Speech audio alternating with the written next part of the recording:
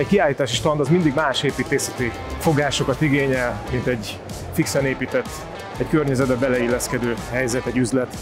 Egy ilyen kiállításon nagyon fontos az, hogy amíg haladunk el egy zsúfolt úton, addig nagyon kevés időnk van arra, hogy bevonzza a tekintetet, és a kiállítási standdal el tudjuk érni azt, hogy valaki bejöjjön az üzletünkbe, hiszen körülöttünk gyakorlatilag mindenki ezt csinálja. Éppen ezért nagyon fontos nálunk, amikor az építészeti tevékenységeink közül a standépítésnél megtervezzük azokat a momentumokat, pillanatokat és effekteket, amivel egy ilyen standra be tudjuk csalni az odalátogatókat. Tényleg csak pár másodpercünk van, és minden nagyon fényes, minden zajos körülöttünk, ezért jól tervezett fogásokkal és prémium anyagok használatával kell kitűnnünk a sorból.